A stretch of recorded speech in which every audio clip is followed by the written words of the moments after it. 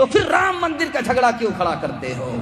छोड़ के अपने महल तो महले, जंगल जंगल फिरना, औरों के सुख चैन की खातिर हर संकट में घिरना है। यही राम के लेख की रेखा, आ गया अब विश्वास। जब जब राम ने जन्म लिया तब तब पाया वनवास। राम हर एक युग में आए पर कौन उन्हें पहचाना।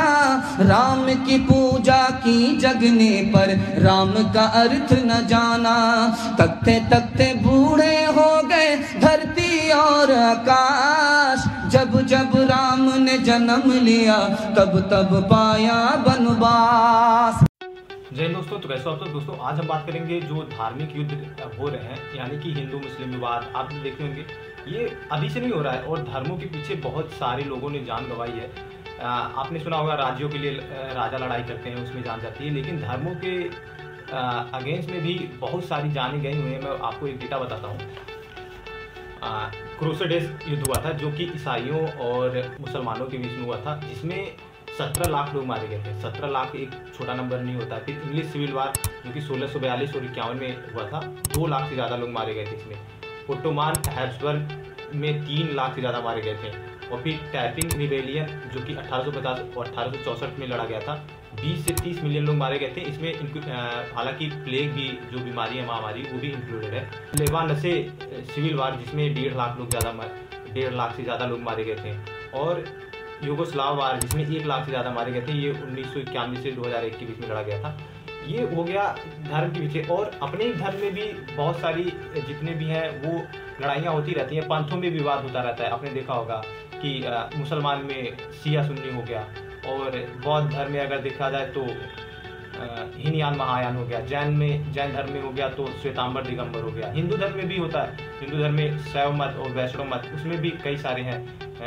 दैत्वावाद, अद्वैतवाद, निराकार साकार रूप से जो भगवान की पूजा करते हैं। तो ये सारे विवाद। और क्रिश्चियन में देख ले तो कैथोलिक चर्च और प्रोटेस्टेंट चर्च के बारे में आपने सुना होगा, उसमें भी विवाद हुआ था।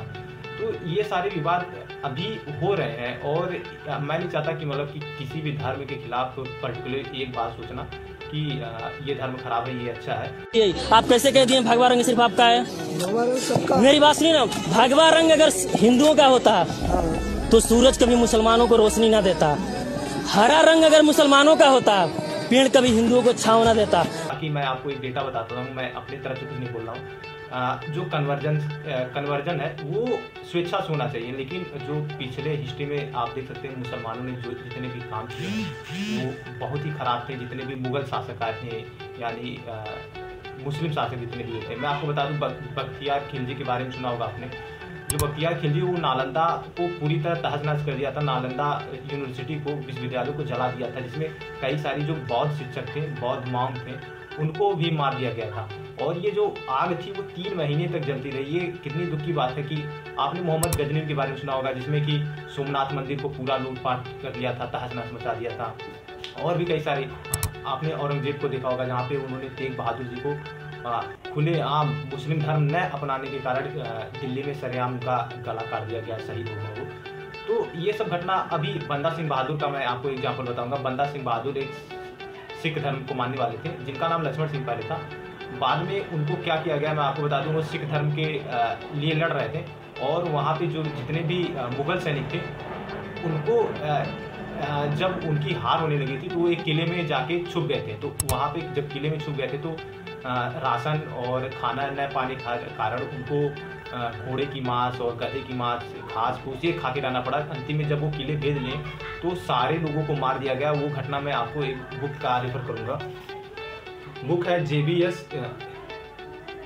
योरवीरॉय ने अपनी किताब religion, civil society and the state, a study of Sikhism के अंग्रेज गया था। वहाँ पे उसने बताया कि जो वो सीन देखा कि जब उनको किले से लाया गया तो 744 सिखों को ऊँट के सहारे गले के पीछे हाथ करके बांध दिया गया था। और ऊपर जो है बंदा सिंह बहादुर जी थे, और बाद में 2000 सर बांस में लटकाकर पूरे दिल्ली में जुलूस निकाला गया था उनका। और घटना और भी बेदर्द है, जब बंदा सिंह बहादुर जी को इस्लाम को अपनाने के लिए बोला गया कि आप इस्लाम अपना लो तो सारा क्षमा माफ हो जाएगा, लेकिन वो नहीं माने। उनके बेटे को उनके सामने हत्या कर दी गई और उनके बेटे के मतलब कि दिल को उनके मुंह में भर दिया गया और भरने के बाद इस्लाम कबूल करने के लिए बात कही गई, लेकिन वो नहीं माने और जब तक उनको काटा गया, जब तक वो जिंदा रहे। ये कितनी दर्दनाक बात है। आप गुरु गोविंद सिंह के 2 बच्चे जो कि जोरावर सिंह जी थे और फतेह सिंह जी थे, 27 दिसंबर 1704 में उनको जीते जी दीवार में चुना दिया गया। ये सब क्या है? अगर किसी को कोई भी धर्म में इच्छा है तो स्वेच्छा से जाना चाहिए, उसका धर्म कन्वर्जन स्वेच्छा से होना चाहिए। मैं आपको बता दूं, इस्लाम में 77% से ज़्यादा लोग ये है।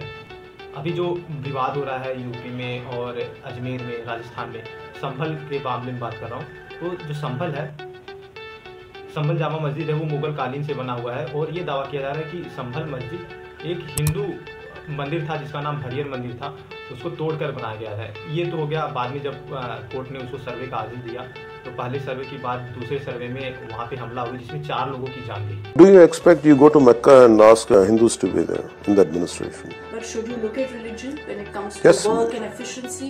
No, it should be only. There will be loyal non-Hindu employees. No, that is nothing wrong. There is nothing wrong. You go to a Jewish synagogue and you expect a non-Jewish to be there. You go to Mecca, you want to expect a Hindu to be there. You go to a church, you go to Jerusalem, you expect non-Christians to be there. No, it's not. I think one should be very clear about it. I don't have any confusion about that. Hindus' temple should be controlled only by Hindus. ऐसे आप अजमेर में सुन रहे होंगे कि अजमेर दरगाह शरीफ में भी सर्वे के लिए मांग उठ रही है। मैं आपको बता दूं, अजमेर शरीफ दरगाह का मतलब कि इतिहास मोइनुद्दीन चिश्ती जी से है। मोइनुद्दीन चिश्ती एक साधु मान सकते हैं, साधु थे, उसको सूफी संत मानते हैं। वे 12वीं सदी में आए थे, वहाँ पे वो अजमेर में आके रुक गए थे, जिसके बाद वहाँ पे उनका मज़ार वगैरह बनाया गया था, यानी वहाँ पे उनका दरगाह बनाया गया था। बाद में उसको महमूद खिलजी और गयासुद्दीन तुगलक ने पक्का करवाया था। बाद में ये भी आता है किसी बुक में कि अकबर भी आगरा से लेके अजमेर तक पैदल जाता था हर साल उनका दर्शन करने के लिए। शाहजहाँ ने भी इसका मरम्मत करवाया था। तो ये कहानी है अजमेर की। अभी उसमें विष्णु गुप्ता जी ने जो दावा किया कि वहाँ एक मंदिर है जो कि है संकट मोचन महादेव का मंदिर, उनका दावा है वो हरविलास दास ने अपनी एक बुक जो कि 1911 में लिखी थी, उसमें ये मेंशन किया था। आप लोगों को मुसलमानों से इतनी नफरत क्यों? मेरा सवाल का जवाब देखिए, देश की सबसे शानदार सेकुलर पार्टी जिसका नाम है मजलिसे इत्तेहादुल मुसलमीन, उसने पूछा है कि मुस्लिमों से हमें अदावत क्यों?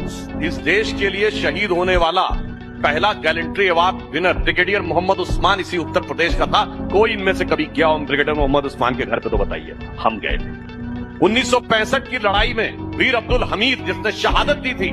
कोई गया हो इसमें सेक्युलरिज्म का सूरमा? किसी उत्तर प्रदेश के गाजीपुर के रहने वाले थे। अब बताता हूं, 2015 में जो गए नहीं, मोदी जी ने उनके पूरे परिवार को बुलाया, उनकी पत्नी को बुलाया, सम्मान किया।